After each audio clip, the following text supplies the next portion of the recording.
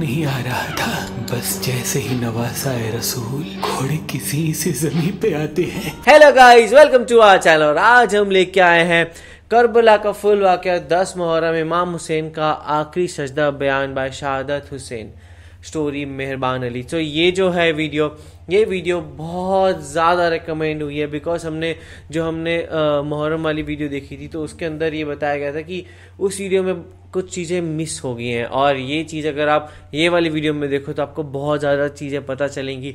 And तो हम अब ये वीडियो देख रहे हैं। मैं जानता हूँ मुहर्रम को गए हुए कुछ टाइम हो गया है, काफ़ी टाइम हो गया है, लेकिन काफ़ी लोग ये कह रहे थे बार बार कि आप ये वीडियो ज़रूर देखें। सो फिर देखते हैं इस वीडियो के अंदर क्या बताया जाता है और इमाम हुसैन के बारे में हमें और क्या चीज़ें जानने को मिलती हैं। और पिछली वीडियो में हमने देखा था कि उनके जब इवन उन पर कितने ज़्यादा अत्याचार हुए थे, उनके मरने के बाद भी उनकी सर को इधर उधर चलाया गया, उनकी डेड बॉडी के साथ बहुत ज़्यादा बुरा हुआ, उनकी बेटी के साथ बहुत ज़्यादा बुरा हुआ। हम लोगों ने पिछले वीडियो से हम लोगों ने ये जाना। तो अब देखेंगे कि एक्चुअली में इमाम हुसैन के साथ क्या क्या हुआ था, है ना। तो ये बहुत ज़्यादा इन्फॉर्मेटिव वीडियो होने वाली है। तो देखते हैं वीडियो कैसे होती है।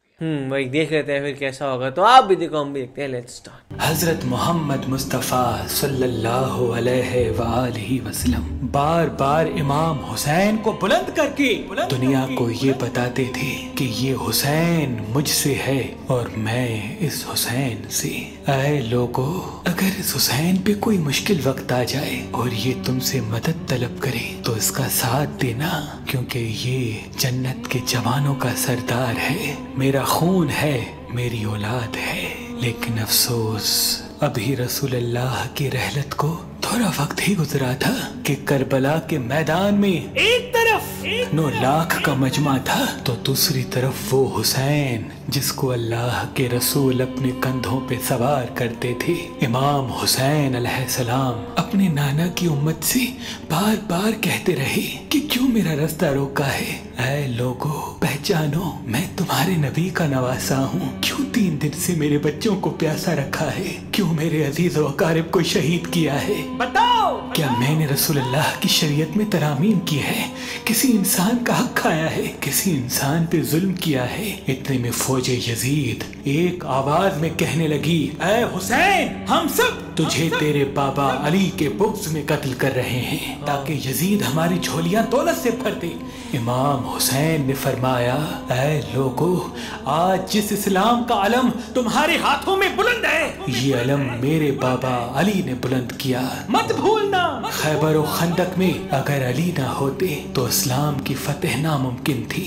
वो अली जिसने पूरी जिंदगी इस्लाम की तबलीग की, हक को बुलंद किया, रसूलुल्लाह की हिफाजत की, आज उस अली को ये अजर दे रहे हो। ऐ लोगो, बताओ, अल्लाह के रसूल ने बार बार मेरे बाबा अली का हाथ बुलंद करके फरमाया था कि जहाँ हक होगा वहाँ अली होगा, जहाँ अली होगा वहाँ हक होगा। और आज उस अली और औलाद रसूल को ये अजर दे रहे हो। इतने में यजीद की फौज के सिपह सालारों ने देखा कि कहीं फौज में बगावत ना हो जाए। ऐ शिम्र, क्या देख रहे हो? हमला करो। बस लाखों की फौज ने जब रसूलुल्लाह के नवासे पे हमला किया, इमाम हुसैन अलैहिस्सलाम ने अल्लाह का नाम लिया और जुल्फ़िकार को नियाम से निकाला। तारीख गवाह है, एक तरफ लाखों का मजमा और एक तरफ 3 दिन का भूखा प्यासा हुसैन इब्ने अली। अकेले गए थे। इस तरह की जंग पहले कभी नहीं देखी थी कि एक तन्हा इंसान लाखों के मजमे को इस तरह से फिन्नार कर रहा है कि फौजी अशकिया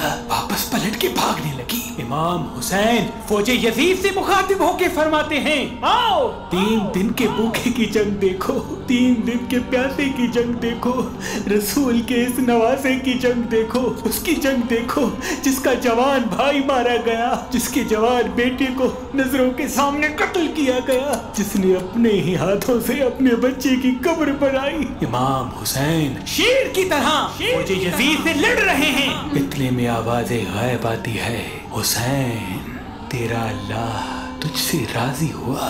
बस इस सदा का सुनना था। इमाम हुसैन अलैहिस्सलाम ने अपनी जुल्फ़िकार को थाम लिया।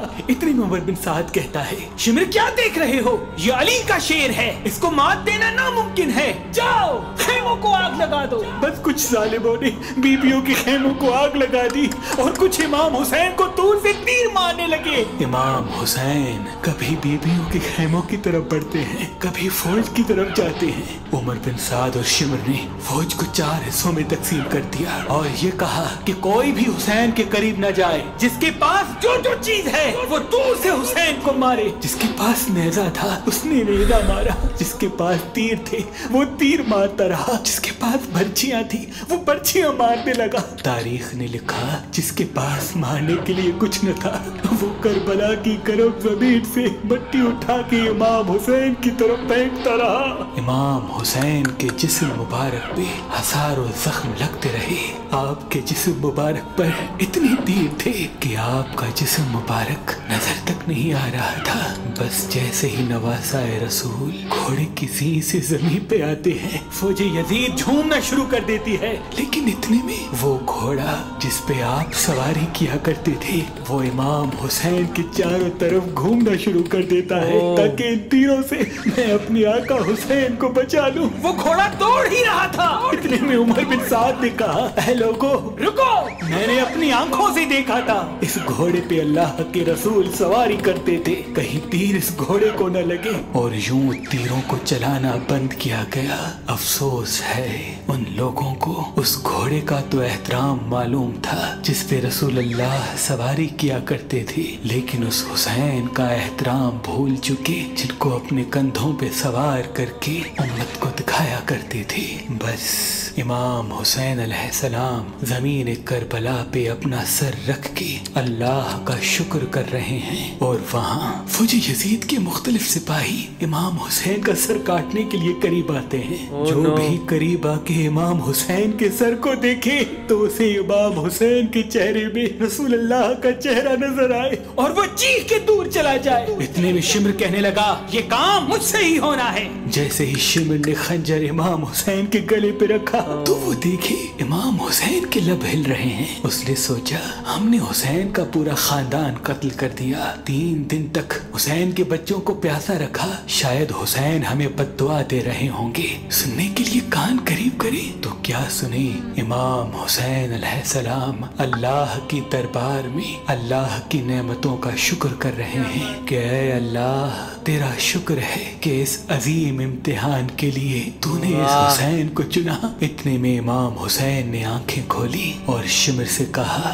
ऐ शिमर क्या तू नहीं जानता मैं रसूल अल्लाह का नवासा हूँ, जन्नत का सरदार हूँ, हक पे हूँ, बेजुर्म हूँ। शिमर ने कहा, हाँ मुझे मालूम है। फिर आपने फरमाया तो क्यों कत्ल कर रहे हो? शिमर ने कहा ताकि यजीद मेरी झोली दुनियावी दौलत से भर दे। बस ये कहते कहते कुछ पैसों के लिए हुसैन का गला काटता रहा और फौजी यजीद मुसलसल झूमती रही। इमाम हुसैन के सर कलम होने के बाद सादात को लूटा गया। ये अगर फौज को पता तो फौज नहीं करती है। को नोके सिना पे बुलंद कर दिया। बीबी सकीना को तमाचे मारने लगे। रसूल अल्लाह की नवासियों के सरों से चादर को लूट लिया और इमाम हुसैन के जिस्म मुबारक की तौहीद करने लगे। तारीख ने लिखा इमाम हुसैन के जिस्म पर जो जो चीजें थी उनको लूटने लगे। इतने में एक शख्स इमाम हुसैन के जिस्म के करीब आया। इमाम हुसैन के हाथ में एक अंगूठी पहनी थी, उतारने की कोशिश की, ना उतरी। वो उंगली काट के अंगूठी ले गया। आपके जिस्म मुबारक को रस्सियों से बांध के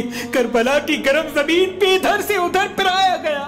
इतने में उमर बिन साद ने कहा, अरे शिमर हुसैन और उसकी साथियों की लाश का वो हश्र करते हैं कि रहती दुनिया तक कोई भी यजीद के खिलाफ आवाज न उठाए। सबके जिस्म से सरों को काट लो और सबकी लाशों को पामाल कर दो। जमीन करबला गवाह है। कहीं से कोई कबीला उठ के आता है और कहता है कि हम हुर की लाश को पामाल होने नहीं देंगे। कहीं बीबी उम्मे लैला का कबीला आके कहता है कि हम अली अकबर का लाशा पामाल होने नहीं देंगे। कहीं बीबी रुबाब के कबाइल के लोग कहते हैं हम अली असगर का लाश पामाल होने नहीं देंगे। एक एक शहीद की लाश पामाल होने वाली जगह से हटाई गई।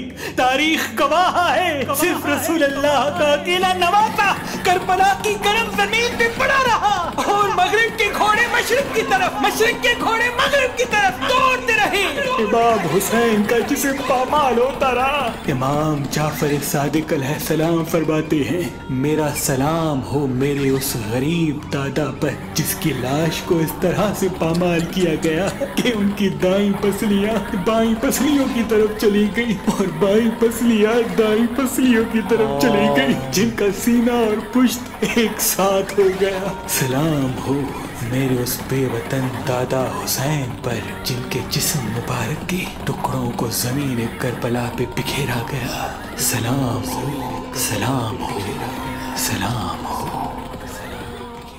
बहुत हिला देने वाली ये वीडियो थी एंड इसमें जो बताया गया है ना वो बहुत डिटेल के साथ है। हमने जो पिछली वीडियोस में देखा था वो सिर्फ ये देखा था कि इस तरीके से वो वाकया घटा है और क्या हुआ, लेकिन यहाँ पे देखना कि उन्होंने उनसे वो पूछा भी और उनको कहने के बाद भी वहाँ पे वो उनको मारे क्योंकि उनको सिर्फ वो पैसों की ज़रूरत थी और उनको था कि पैसे बहुत ज़्यादा मिलेंगे यजीद के थ्रू, और सिर्फ पैसों के लिए वो इतना कुछ कर रहे हैं क्योंकि जब आर्मी को पता लगता ना शायद लोग पलट जाते और लोग नहीं ऐसे उनके साथ देते, लेकिन वो कुछ लोग ऐसे थे जो अपने लालच में उन्होंने ये सब किया और वहाँ पे इस तरीके से उनका पड़ा होना और उनकी पसलियों का इस तरीके से चले जाना।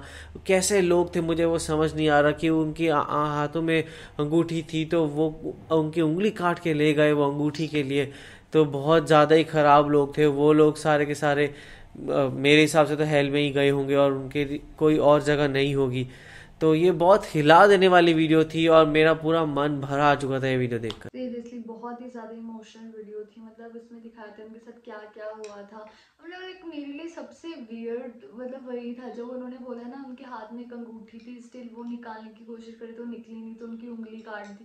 तो मतलब कितने चीप लोग थे ना, कितना ज़्यादा उन पर मतलब कि अत्याचार किया था। और मैं ऐसी थी कि यार मतलब उस टाइम भी ऐसे लोग एग्जिस्ट करते थे, तो ये तो मतलब हमें पता ही लगता है कि जो मतलब बुरे लोग हैं वो बहुत टाइम से एग्जिस्ट करते हैं, मतलब जहाँ पे अच्छे लोग हैं वहीं पे बुरे लोग भी हैं। और सीरियसली बहुत ज़्यादा इमोशनल वीडियो थी, बहुत ज़्यादा मुझे बुरा लग रहा है मतलब सुनकर भी कि कैसे कैसे उनके साथ ये सारी चीज़ें हुई। तो सीरियसली वीडियो इमोशनल काफ़ी ज़्यादा। और आप लोगों को कैसी लगी आप कमेंट सेक्शन में ज़रूर बताइएगा। तो ऐसे लाइक करते जाइए, कमेंट करते जाइए, शेयर करते जाइए और सब्सक्राइब करते जाइए। बाय।